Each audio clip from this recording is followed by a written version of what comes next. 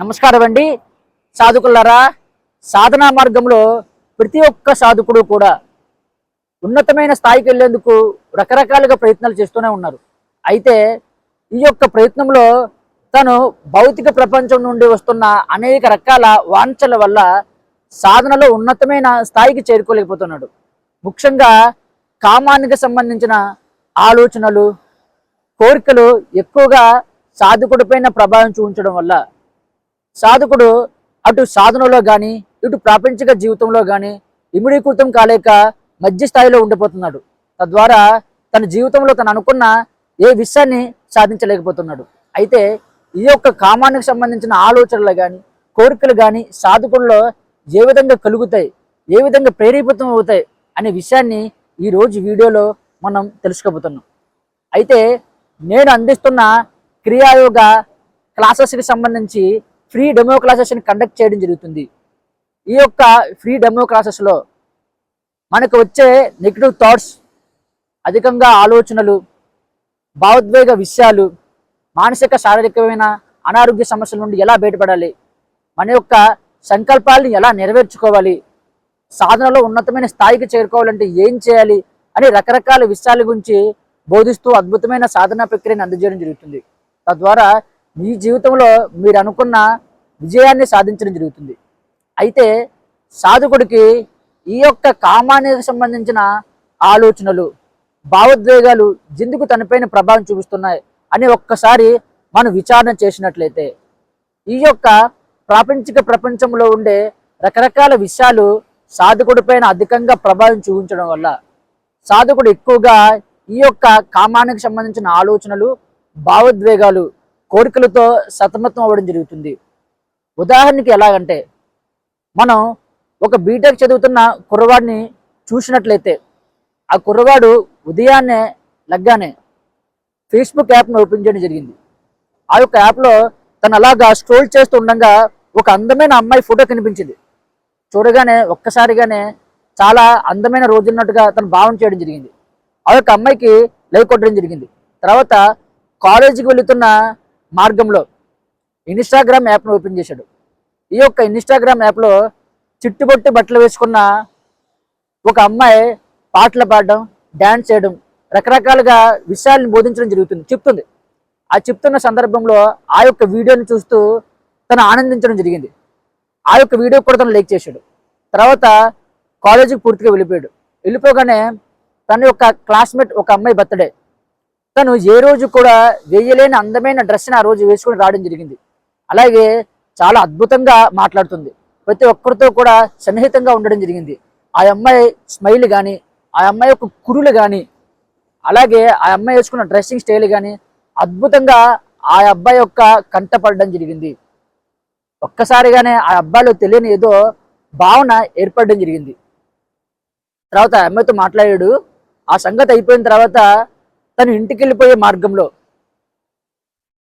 Love స్టోరీకి సంబంధించిన ఒక మూవీని డౌన్లోడ్ చేసుకోవడం జరిగింది. ఆ యొక్క మూవీలో ఇద్దరు లవర్స్ మధ్య కొన్ని సన్నివేశాలు ఉండడం జరిగింది. ఆ సన్నివేశాలు కొన్ని విధాలుగా మనలో కోరికలను కలిగించే విధంగా ఉన్నాయి. అయితే ఆ సన్నివేశాలను ఆ యొక్క అబ్బాయి చూడడం జరిగింది. దాని తర్వాత 9:30-10 లోపల ఆ అబ్బాయి నిద్రపోతున్న సమయంలో ఉదయం నుండి సాయంత్రం వరకు తన యొక్క జీవితంలో ఏ విషయాలు జరిగాయో, ఏ విషయాలు తను విన్నాడో, ఏ విషయాలను తను భావన చేశాడో, అలాగే ఏ విషయాలను తను చూశాడో వాటిని ఒక్కసారిగా మైండ్ అనేది మరలా తనకు చూపించడం మొదలుపెట్టింది. అప్పుడు తనలో తెలియని ఒక రకమైన కోరిక ఏర్పడడం జరిగింది. ఆలోచన క్రియేట్ అయింది. నేను కూడా ఒక అందమైన అమ్మాయిని ప్రేమిస్తే బాగుండు కదా, ఆ యొక్క అమ్మాయితో నేను కొన్ని విధాలుగా ప్రవర్తించేవాడిని కదా, నాతో కూడా ఒక అమ్మాయి మాట్లాడితే బాగుండు, నా జీవితం కూడా అందంగా ఉంది కదా అన్నట్టుగా తనలో ఆలోచన క్రియేట్ కావడం జరిగింది. ఆ ఆలోచన నెమ్మదిగా ఏం చేసిందంటే తనలో కామాన్ని ప్రేరేపితం చేయడం జరిగింది. ఆ కామం మరింతగా ఎక్కువ అవ్వడం ద్వారా ఆ అబ్బాయి ఏం చేశాడంటే తన యొక్క చేతికి పని చెప్పడం కానీ, లేక ఈ యొక్క కామాన్ని తీర్చే కొందరు స్త్రీలు ఉంటారు, వారి వద్దకి వెళ్ళే ప్రయత్నించాడు కానీ, లేక ఎవరైనా స్త్రీలతో వేరే రకాల సంబంధాలను ఏర్పరచుకునే ప్రయత్నం చేసేందుకు ఆ అబ్బాయి ప్రయత్నం చేయడం జరుగుతుంది. ఇందువల్ల ఉదయం నుండి సాయంత్రం వరకు ఆ యొక్క అబ్బాయి పైన స్త్రీకి సంబంధించిన రకరకాల విషయాలను చూడడం, వినడం, ఆ విన్న విషయాల్ని మనసులో భావన చేయడం ద్వారా తనలో ఈ యొక్క కామానికి సంబంధించిన విషయాలు ప్రేరేపితం అవ్వడం జరిగాయి. అదే తనకు మార్నింగ్ నుండి ఉదయం వరకు ఇటువంటి విషయాలు ఏవి కూడా ఎదురు కాకపోతే, ఒక అందమైన అమ్మాయి ఫోటో చూడలేదు, ఒక అందమైన అమ్మాయితో మాట్లాడలేదు, ఒక అందమైన అమ్మాయితో మాట్లాడినప్పుడు ఏ విధమైన భావన ఉంటుందో అనే విషయాన్ని భావన చేయలేదు మనసులో. అటువంటిప్పుడు తనలో ఈ కామానికి సంబంధించిన కోరికలు కలుగుతాయి అంటారా? ఆ ఆలోచనలు తనపైన అధికంగా ప్రభావం చూపిస్తాయంటారా? 100కి 100% ప్రభావం చూపించవు. ఎప్పుడైతే మన చుట్టూ ఉండే ప్రపంచంలో మనం చూస్తున్న విషయాలు, వింటున్న మాటలు, మనం భావన చేస్తున్న ప్రతి విషయం కూడా మన యొక్క మనసులో చేరి మన పైన ప్రభావం చూపించడం జరుగుతుంది. కాబట్టి మీ పైన అధికంగా కామానికి సంబంధించిన విషయాలు ప్రభావం చూపిస్తున్నాయంటే, దానికి సంబంధించిన భావోద్వేగానికి మీరు గురవుతున్నారంటే ఒక్కసారి మిమ్మల్ని మీరు గమనించండి. ఒక నెల నుండి లేక వారం నుండి మీరు రకరకాల విషయాలను వినడం కానీ, చూడడం కానీ, లేక భావన చేయడం కానీ జరిగి ఉంటుంది. తద్వారా అవి మీ యొక్క మనసులో బలంగా నాటుకుపోయి మీరు సాధన చేస్తున్న సమయంలో మీలో నుంచి బయటికి రావడం జరుగుతుంది. వచ్చి మీలో ఆ యొక్క కోరికలు కానీ, ఆ యొక్క ఆలోచనలు కానీ ప్రేరేపితం చేయడం జరుగుతుంది.